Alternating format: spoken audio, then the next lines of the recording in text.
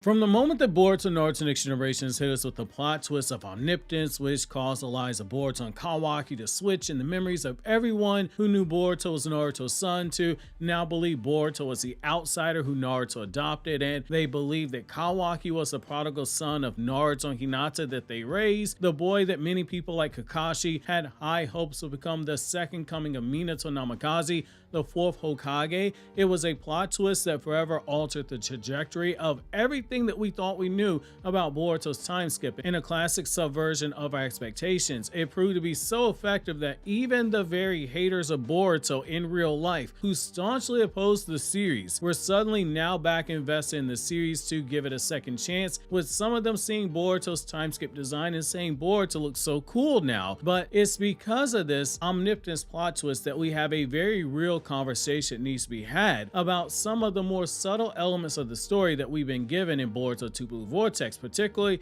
after the last chapter where much of the focus was rightfully placed on Himawari Uzumaki and the reveal of the Biju chakra. But there was something that happened in the last chapter that I believe is worthy of our attention moving forward. In chapter 8 of Boruto 2 Blue Vortex, there was a small seed planted into the story with Shikamaru and Kawaki to be at odds at future in the story itself, and I wanted to explore that in today's video. As you guys know, in chapter 8 of Boruto 2 Blue Vortex, Kawaki was on his way towards Boruto's location, and as he was talking to Shikamaru, going over his plan to capture Boruto, Shikamaru was also secretly talking to Boruto the entire time. While Shikamaru wasn't shown feeding Boruto information at the time, we did have Kawaki show signs of questioning how Boruto was able to escape in the manner that he did. Kawaki made it pretty clear he didn't believe Boruto should have been able to sense him coming, implying that, at least to his knowledge, some kind of range is something he believed needed for them to be able to sense each other accurately, which lines up what we've seen in the story so far in the past. And Kawaki believed that he and Boruto were too far apart for Boruto to know that a trap was coming. So as we pointed out in the review, Kawaki was paneled in a rather alarming way, with the way his eyes were drawn, slanted, looking towards the direction of Shikamaru, which is something that we raised as a red flag, especially given the penchant of the Naruto franchise, where it has soft moments like that in the manga that is used for foreshadowing, and the foreboding use of kanji around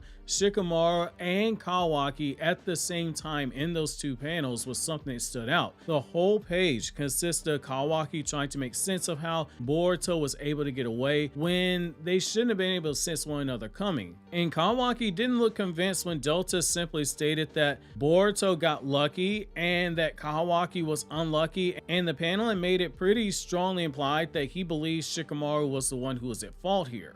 When we look back at the story itself, there's been a slow beating drum leading to the moment where Kawaki figures out Boruto has allies. He should have already known it was a possibility, because after the omnipotence was casted, Ada would have returned to the village, and she clearly kept her promise to Boruto about their treaty, which was revealed in Boruto Naruto Next Generations chapter 80. As long as Boruto stayed away from the village, she wouldn't use her Senrigan eye to look for him, even if Kawaki or Shikamaru asked her to do so. And you know it would have pissed Kawaki off at the time. But now that he's seen Boruto come back even stronger than before, potentially even stronger than Kawaki, even Karma Seal Kawaki, if we go off what Mitsuki's implied words were when he said Boruto was so strong Kawaki stood no chance, then it's something that Kawaki knows deep down in his soul is also true, and it's something that is going to eat him alive if it isn't already eating him alive. Just the fact that he even needed to have a plan where he was using Delta, that is telling. To some degree, he knows Boruto's stronger than him, and is gonna make him view exterminating Boruto as being a much bigger priority. That brings me to the next point, and the most important point. When Boruto returned to Konoha, Kawaki immediately began questioning how could Boruto get into the village without anyone being able to pick up on it, and his first thought was that it had to be someone in the sensory unit who was helping Boruto. Since that moment, the line that was uttered, and Shikamaru reassured Kawaki that if anyone in the sensory sensory team was helping Boruto, that Shikamaru would know and he would have said something by now. Look at everything that we've learned since then. All discussions with the sensory unit team, who know the Yamanaka clan's mind transmission hidden jutsu, which again, that's not a Kekkei Genkai. All transmissions are recorded on Konoha's record. Ino has been having conversations with Shikamaru off record, and they're conversations with Boruto that are linked as a result. When Kawaki and Delta are headed to ambush Boruto, look at the people who knew where they were headed at the time. Kawaki and Delta knew for obvious reasons. They're gonna kill Boruto. Ada knew because she told them where Boruto was. Mitsuki knew because he was at the condo with Ada and Damon. Shikamaru knew the plan because Kawaki was going over it with Shikamaru in real time. There was nobody on the sensory unit who should have known where they were headed or that Boruto was in danger outside of Ino, who connected Shikamaru and Kawaki, at least when you look at it from Kawaki's perspective. Kawaki has shown us multiple times that he's been pretty observant and sharp. He puts pieces together without having to have much context to go off of, and while he's had some misses, his instincts for the most part, they've been good. Say what you want about him trying to kill Boruto, but his instincts, they're all right, which is why he was right in his belief that Boruto was still a threat, because despite not being able to resurrect using Boruto's body the way that Ishiki did with Jigen, Momoshiki can still hijack Boruto's consciousness from time to time during what I like to refer to as the Borushiki experience, where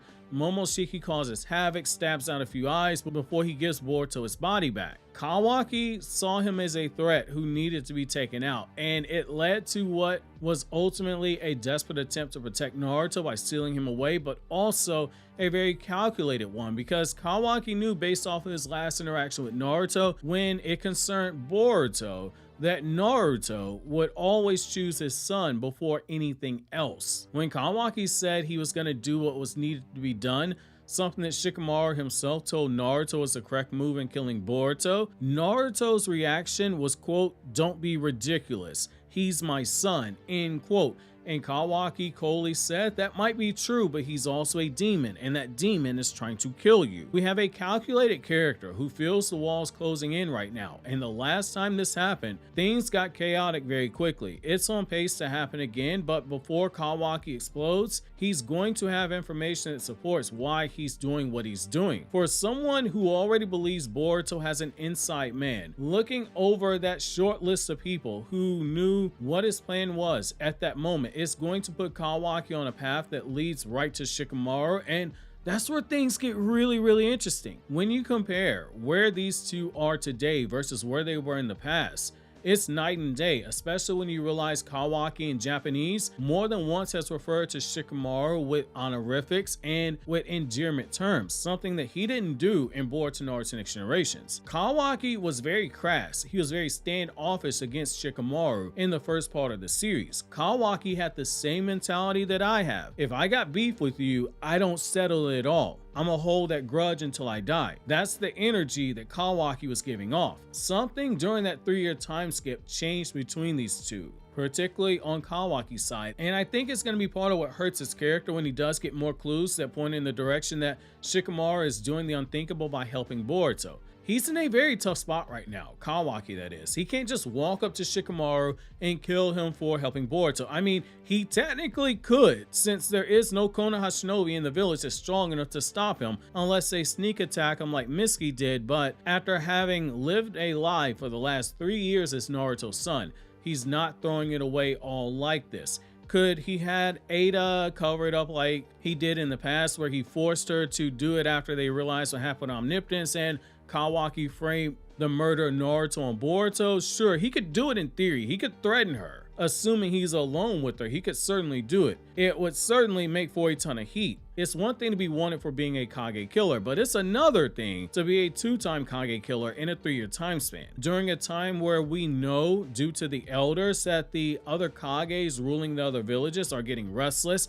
with the actions of Konoha, from Shikamaru delaying the 8 Hokage spot being official to potentially how the Boruto situation was handled. There's a lot there that could be used to make Boruto have nuclear heat in universe, which ups the ante for Kawaki, who wants as many paths possible to killing Boruto. There's also the issue of would Ada even do something like that to assist Kawaki, which I don't think that she does. Yes, she simps for Kawaki, but I don't think she helps him. Between her already showing some small wavering following her spying on Boruto's conversation with Mitsuki. Kawaki continued to treat her poorly, like she's nothing more than a surveillance camera, to her initially only helping Kawaki with this lie the first time out of being threatened by Kawaki, and her flat out telling Boruto when she was alone with Boruto she felt disgusted with Kawaki for the things he had done. I don't think that she goes along with that level of a lie a second time around. Kawaki would literally have to threaten her, and Ada's been very careful to make sure Damon is with her at all times. Kawaki is more than likely going to look in the direction of someone like Shikamaru or Ino, or potentially both, because it's the only pathway forward that he has towards finding the mole who told Boruto the truth. It's the most logical deduction. While he and Sarada have had clashes in the past, he knows Sarada has no real way of communicating with Boruto when it comes to something like this if he thinks that Kawaki's an idiot. I'm not sure if we go the route of Shikamaru being in the Hokage office and Kawaki bursts through the door and he busts Shikamaru open and starts shouting, "Look at you now, boy, look at you now," before grabbing him by the face and wiping his blood on Kawaki's belt, shouting at Shikamaru for working with Boruto and betraying the village, and then handing that belt over to Mama Tamari afterwards, telling her that it was Boruto who took down Shikamaru. But I do think there is a situation brewing between these two once the threat of Jura and the Shinju has been neutralized, because Kawaki isn't going to strike now.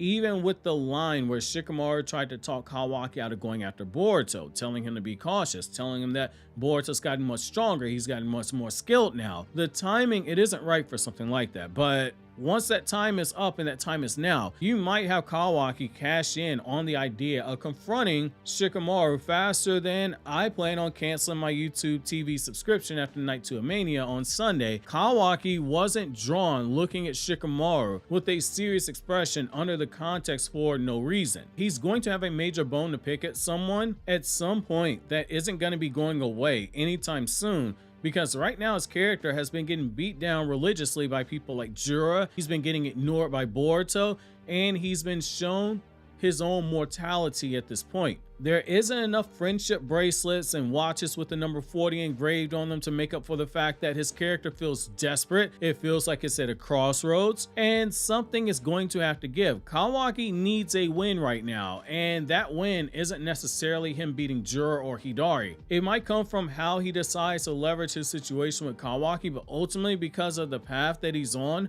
we know that he's going to get in his own way at some point, and somewhere in the background we're gonna have Damon sitting there with his milk box and his crackers, softly singing to him, "What can I say except you're welcome?"